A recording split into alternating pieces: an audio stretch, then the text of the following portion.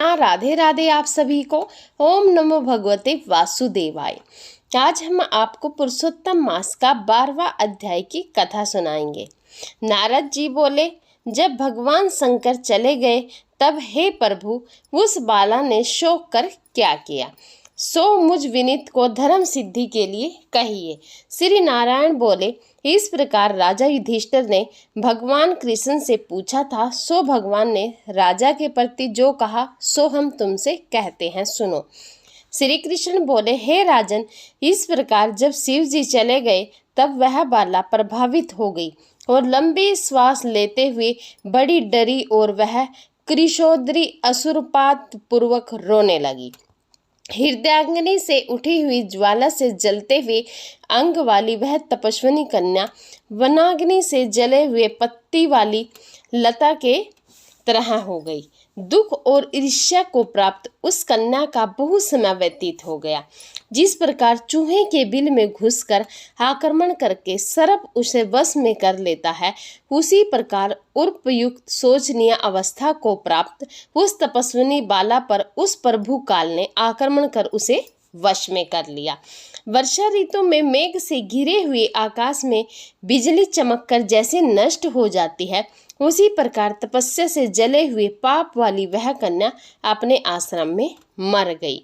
उसी समय धर्मरिष्ठ यज्ञसेन नामक राजा ने बड़ी सामग्रियों से युक्त उत्तम यज्ञ किया। उस यज्ञ कुंड से स्वर्ण के समान कांति वाली एक लड़की उत्पन्न हुई। वही कुमारी द्वापर राज की कन्या के नाम से संसार में विख्यात हुई। पहले जो मेधावी ऋषि की कन्या थी, वही सब लोकों में द्रौपदी नाम से प्रसिद्ध हुई। उसी को स्वयंवर में मछली को वेद कर भीषम कर्ण आदि बहुत से राजाओं को तृण के समान कर शुभित रंज मंडदल में अर्जुन ने पांचाली को पाया। हे मुने, वही द्रौपदी दुष्ट दुशासन द्वारा बाल पकड़कर खींची गई और उसे हृदय विदीर्ण करने वाले वचन सुनाए गए। पुरुषोत्तम की अवहेलना करने के कारण मैंने भी उसकी उपेक्षा की।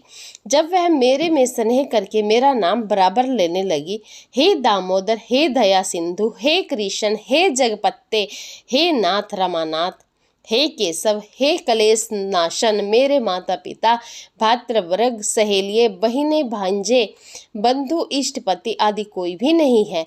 हे हरिशकेश, मेरे तो आप ही सब कुछ हैं। हे गोविंद, हे गोपिका नाथ, दीन बंधु, दयानिधे, दुशासन से आक्रमण की गई मुझे क्या आप नहीं जानते? यद्यपि पहली पुकार से मैंने उसकी ओर ध्यान नहीं दिया था, पर जब दुशासन से पराभूत होकर उसने मेरा पुनः स्मरण किया, तब गरुड़ पर चढ़ श्री कृष्ण वहां पहुंचकर मैंने, हे राजन, उसे बहुत से वस्त्रों से परिपूर्ण कर दिया। सदा मेरे में स्नेह करने वाली मैं ही हूँ। प्राण जिसके ऐसी सदा मेरे भजन में परायण, मेरी अत्यंत प्रिया सती सखी, मुझको प्राण के समान होने पर भी पुरुषोत्तम की अवहेलना करने के कारण उसकी उपेक्षा करनी पड़ी। पुरुषोत्तम का तिरस्कार करने वालों का मैं पतन कर देता हूँ। हे पुरुषोत्तम, मुनियों और देवताओं भी सेव्य हैं, फिर समस्त कन्याओं को देने वाला यह पुरुषोत्तम मनुष्यों द्वारा तो सेवनीय है ही। अतः आगामी पुरुषोत्तम की आराधना करो। 14 वर्ष के संपूर्ण होने पर तुम्हारा कल्याण होगा। हे पांडु नंदन, जिन पुरुषों ने द्रौपदी के बालों को खींचते हुए देखा है, हे महाराज, उनकी स्त्रियों की अलकों को मैं क्रोध से काटूंगा। दुर्योधन आदि राजाओं को यमराज के भवन को पहुंचाऊंगा।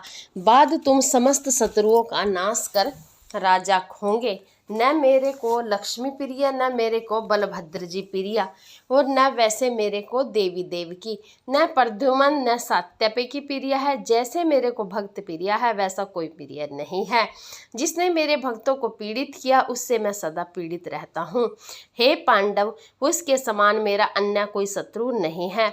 उसके अपराध का फल देने वाला यमराज है, क्योंकि वह दुष्ट दंड देने के लिए मेरे से देखने योग्य नहीं है। श्री नारायण बोले, श्री कृष्ण ने उन पांडुपुत्र युधिष्ठिर द्वारिकों को और द्रौपदी को समझाकर द्वारिका जाने की इच्छा से कहा, हे राजन, वियोग से व्याकुल द्वारिकापुरी को आज जाऊंगा, जहाँ पर महाभाग वसुदेव जी, हमारे बड़े भाई बलदेव जी, हमारी माता देवी देवकी तथा गद सांब आदि और आहुक आदि यादव, रुक्मणी आदि जो स्त्रियां हैं, दर्शन की उत्कंठा वाले, वे सब हमारे आगमन की कामना से टकटकी लगाकर हमारा ही चिंतन करते होंगे। श्री नारायण बोले, इस प्रकार कहते हुए देवेश श्री कृष्ण के गमन को जानकर पांडुपुत्र किस प्रकार गदगद कंठ से बोले, जिस प्रकार जल में रहने वालों का जीवन जल है, उसी तरह हम लोगों के जीवन तो आप ही हैं जनार्दन। थोड़े ही दिनों के बाद फिर दर्शन हो, पांडवों के नाथ हरि हैं और तीनों लोकों में दूसरा कोई नहीं है। इस प्रकार सामने ही सब लोग कहते हैं, अतः हम लोगों की हमेशा रक्षा करो। हे जगदीश्वर, हम लोग आपके हैं, भूलिएगा नहीं। हम लोगों के चिंतापुरी भ्रमों का जीवन आपका चरण कमल ही है, आप ही हमारे आधार हैं, इसलिए बारंबार हम सब प्रार्थना करते हैं। इन पांडुपुत्र के निरंतर इस तरह कहते रहने पर श्री कृष्ण चंद्र प्रेमानंद में मगन होकर धीरे धीरे रथ पर सवार होकर पीछे चलने वाले पांडुपुत्रों को लौटाकर द्वारिकापुरी को गए। श्री नारायण बोले, इसके बाद द्वारिकानाथ श्री कृष्ण चंद्र के द्वारकापुरी जाने पर राजा युधिष्ठिर अपने छोटे भाइयों के साथ तप करते हुए तीर्थों में भ्रमण करने को गए।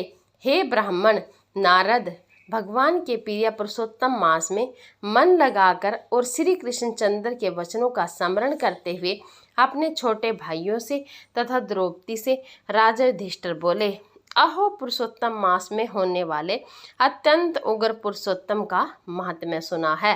पुरुषोत्तम भगवान के पूजन किए बिना सुख किस तरह मिलेगा। इस भारतवर्ष में वह धन्य है, वह पूज्य है, वही श्रेष्ठ है जो अनेक प्रकार के नियमों से पुरुषोत्तम भगवान का पूजनार्चन किया करता है। इस तरह समस्त तीर्थों में भ्रमण करते हुए पांडुपुत्र पुरुषोत्तम मास के आने पर विधि पूर्वक व्रत करने लगे।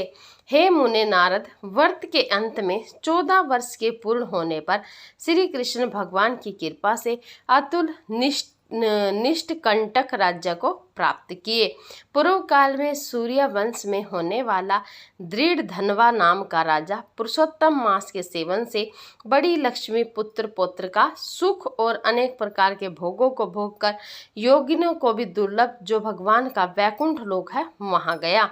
हे मुनि श्रेष्ठ नारद, इस पुरुषोत्तम मास के अतुल महात्म्य को करोड़ों कल्प समय मिलने पर भी मैं कहने को समर्थ नहीं हूँ। सूत जी बोले, हे विप्र लोग, पुरुषोत्तम मास का महात्म्य कृष्ण द्वापर व्यास जी से मैंने सुना है, तथापि कहने को मैं समर्थ नहीं हूँ।